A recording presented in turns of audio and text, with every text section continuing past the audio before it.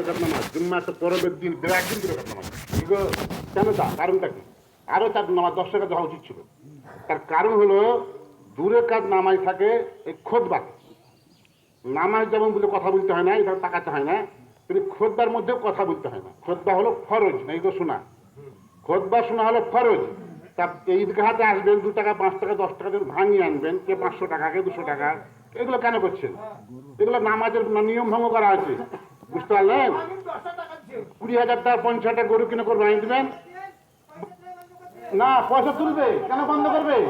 তুমি বাসে যাবা ট্রেনে যাবা, পয়সা ভাঙিয়ে নিয়ে যাবা, এখানে ভাঙিয়ে আনবে না, কেন ভাঙিয়ে আনবে? পয়সা ভাঙিয়ে আনবে।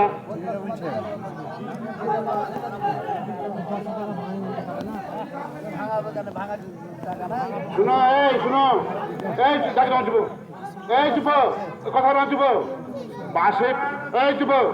বাসে ট্রেনে যাবা, কোথাও বাইরে যাবা, বেড়াতে যাবা, তো টাকা ভাঙেন লিছো যে 50-100 ট্রেনে খাবো ভাঙেন লিখি, এখানে ভাঙিয়ে আনতে হবে না? ভাঙিয়ে আনতে হবে। কথা বলো না।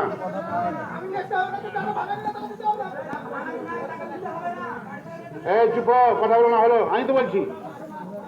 যা ছাড়ো, আগামী বছর থেকে এমনি কাজ আর হবে না। আগামী বছর থেকে খোদবাটা মন দিয়ে সবাই ইনশাল্লাহ শুনবেন। যেটা মুদ্রা কথা শুনুন, বাদ দাও, ওটা বাদ দাও, ওই পর বাদ দাও।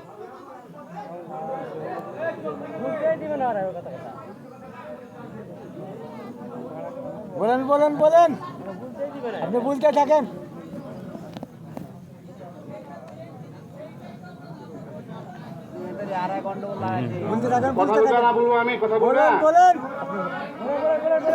কোরবানি নামাজ পড়ার আগে আমাদেরকে এইগুলো ঠিক রাখতে হবে, ঠিক আছে? আর আজকে যেটা মেন উদ্দেশ্য কোরবানি করা, আমরা হিন্দু প্রধান গ্রামে বসবাস করি, আমরা হিন্দুস্থানে বসবাস করি, আর তা করি আর না করি, কিন্তু আমাদের যেহেতু পশু জবাই হবে, এটা থানা থেকে নির্দেশ, বাবুল গেছিলো, আমি যাইনি, বলে দিয়েছে যে আপনারা সাবধানে জবাই করবেন, মানে আড়াল জায়গায় করবেন, নতুন জায়গায় জবাই করবেন না, রক্ত হাড় নির্দিষ্ট জায়গায় মাটিতে পুঁতে দেবেন। কাউকে কোনো মাংস ক্যারি করতে হলে কালো ক্যারিতে দেবেন, সাদাকে ঝেড়ে জমে যাবেন না, ঠিক আছে?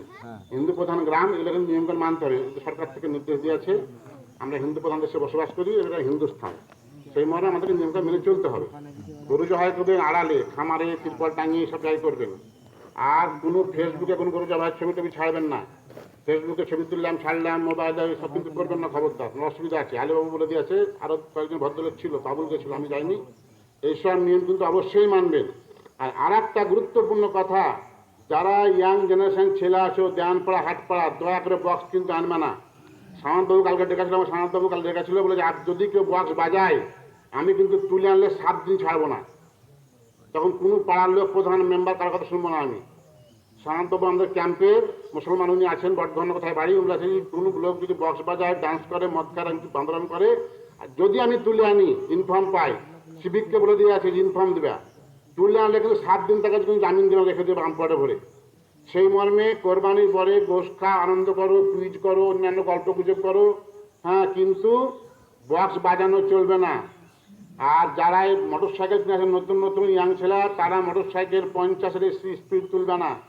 যদি বাইক বা অ্যাক্সিডেন্ট করো, কিছু করো, ওই গাড়ি করে নেবে, তোমাকেও ছাড়বে না, বলে দিয়েছে একদম নির্দেশ থানা থেকে। মানে প্রতি বছর ঈদ কোরবানিতে 2-4টা করে মরছে মাত্র পারলে, তোমরা মরছে বাপ মা যান খালি করে দিচ্ছ। তো সেই মর্মে সরকার থেকে নির্দেশ, গাড়ি চালাবা ধীরে, ইতরাম আন্দোলন করবে না, ঈদের দিন খুশি করো, খাও, বাপ মা আনন্দ করো, ঠিক এগুলো করবে না। আসসালামু আলাইকুম। বিশেষ কথা আর বলবো না, একটু অনেক কাজ।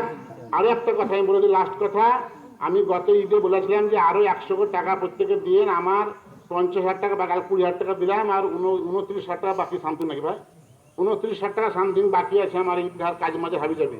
তো আপনারা 100 টাকা করে দিয়ে, তো 17,000-18,000 উঠবে, আর বাকি টাকাটা দিয়ে আমি দিয়ে দেবো। তা কেউ দেননি, 10-12 জন দিয়েছেন, তা দয়া করে যারা যারা দেননি তারা 100 করে টাকা এখন সবাই বাড়িতে দিয়ে। আর কয়েকটা লোক, 10-12টা লোক এখন ওই 500 টাকাও দেননি। দুলাল বলছিল ভাই নাম বলতাম, নাম কিন্তু সমাজে বলবো না আমি, না তাহলে দুলাল আমাদের এখন বলবো না আমি। যারা যারা জানেন যে দেননি, তারা কিন্তু অনুগ্রহপূর্বক দিয়েছেন। আসসালামু আলাইকুম।